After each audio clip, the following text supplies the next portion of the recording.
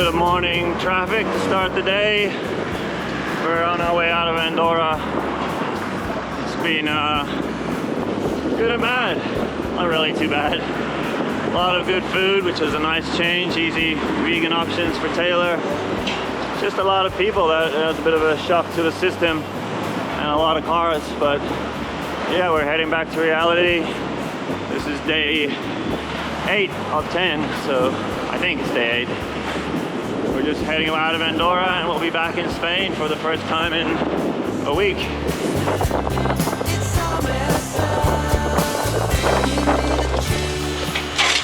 Oh, wow, that's bye-bye Andorra. Hello Spain. And see why that's such a popular training destination or a place to live. So many roads up in the super steep hills. We didn't experience too much of it, but we did see the Ordino and gave us a good idea of how good the riding is. But Barcelona is calling. Onwards we go.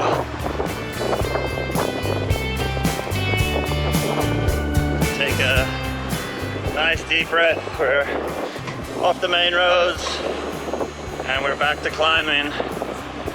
We're in Spain, and yeah, we just dealt with the main road out of Andorra. It was all downhill really fast, so a little bit about today's route. It's 125 k's more or less, 2,700 meters of climbing, so pretty big day for our route.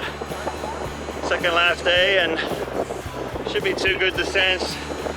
Look, I didn't really plan this day around any Grand Tour routes or anything besides just being in the mountains again. And also around accommodation options, very sparse out here. So yeah, we're just getting into it. Not a bad road to start.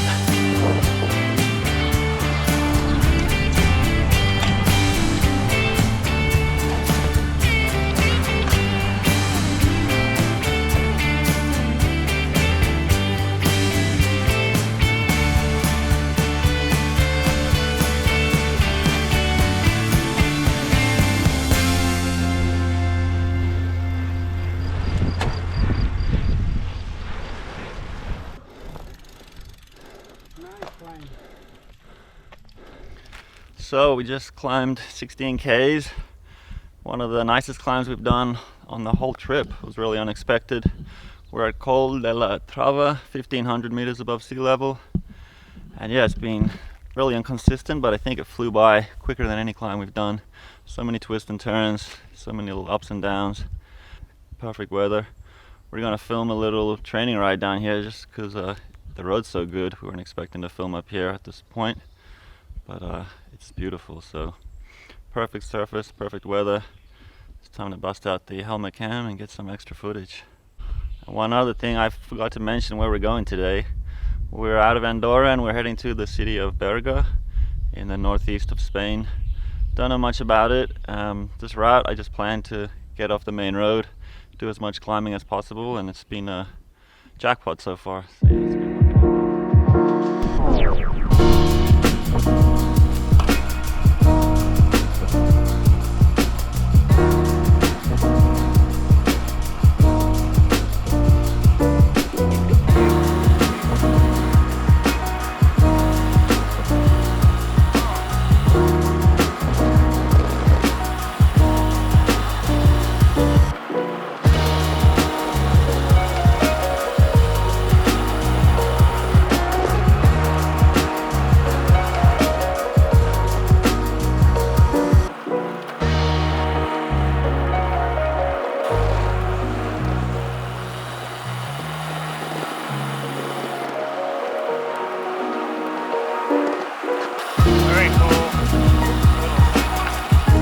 looking thing.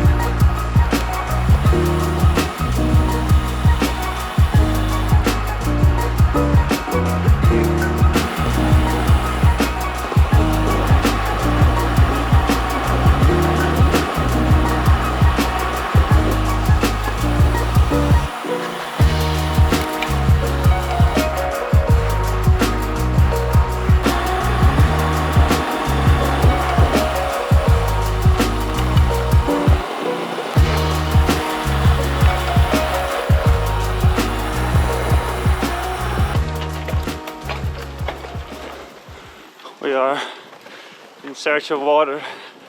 It's up in the 90s now, and over 30 degrees in sensible measurements. Entering one of these citadels, I call them.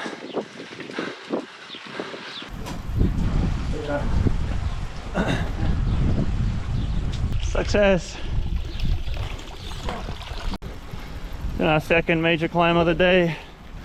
This one's 8K, 5%. Pretty similar to the first one, except for the distance.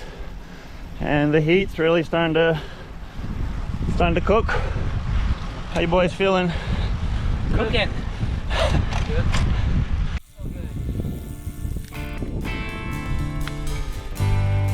Hey, I'm filming you.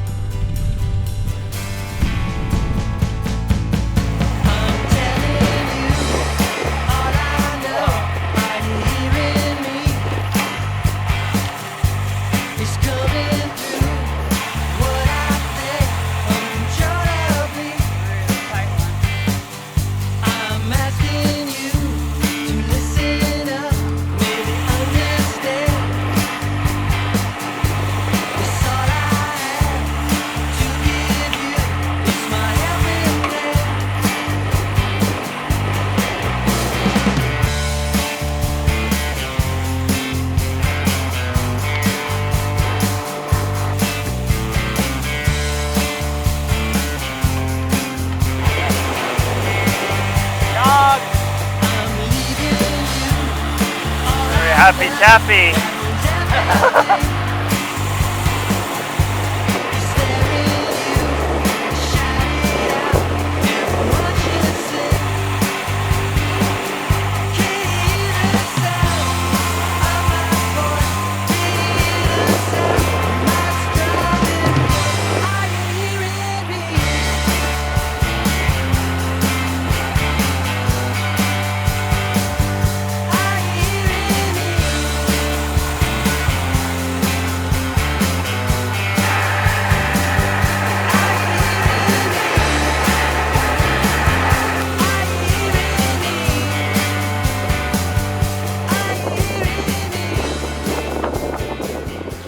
Got the big descent of the day done.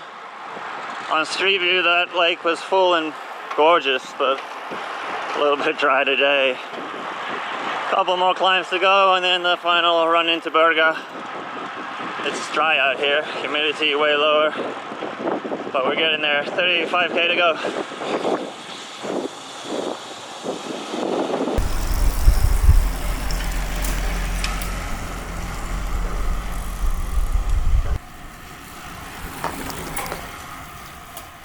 Okay, well, almost done for the day.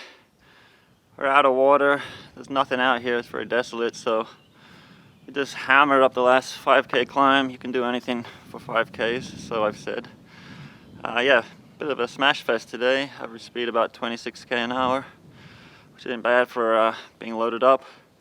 Final 10Ks into Berga, and then we'll call it a day. We'll do Alex's bike check, so you guys can check out the Solace. Yeah, let's get going before I die of dehydration. Let's rock and roll. Turn it up. Nice banking. It's not loud enough. Turn it up. So everyone can hear it. Turn it up. So everyone can feel it. Turn it up. Live it up. This time ain't gonna last. Give it up. Past is in the past.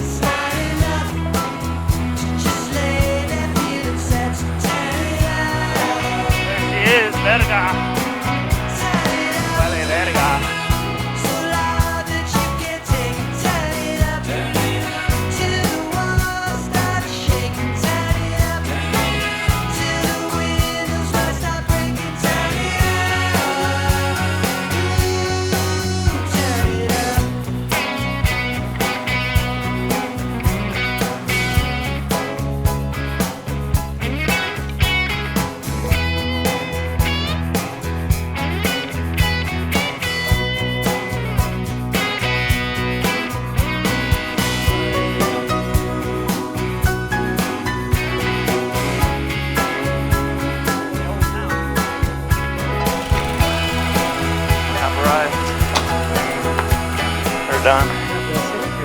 Yeah. You guys enjoyed that little tour of town? Seems a little quiet out here, a little disconcerting, but yeah, that was fun. Yeah. All right, man. Let's pack this up. Hi, this is Alex Colorado here to give you guys a quick bike check of my Tour to the Tour rig. This is the SCOTT Solace Gravel E-Ride 10. It's a size extra large frame. This bike has a 300 watt TQ motor. Inside the frame is a 360 watt hour battery, and I'm also running a 160 watt hour range extender. For the group set, I've got the SRAM Explorer. Up front for the gearing, I've got a 42 tooth chainring with carbon FSA e-bike cranks and Dura Ace pedals. And in the back, I've got a 10 to 44 cassette. For the wheel set, I'm running Zip 303 Firecrest wheels with 160 millimeter rotors front and back. And on those wheels are 38C Schwalbe Pro 1 tires set up tubeless. Handlebars are Synchros Crescent ICS LXs, and I've got the Hammerhead Karoo 2 computer and a Physique saddle.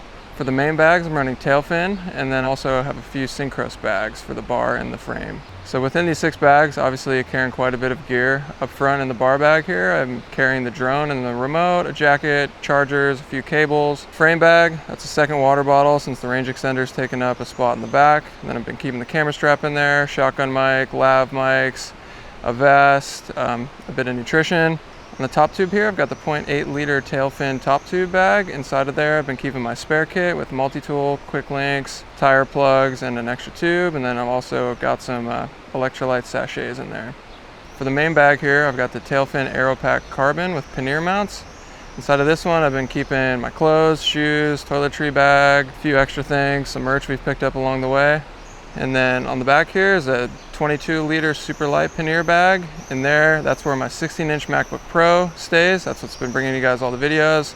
Along with that, we got charger, hard drives, also the charger for the e-bike itself, headphones, and a mouse.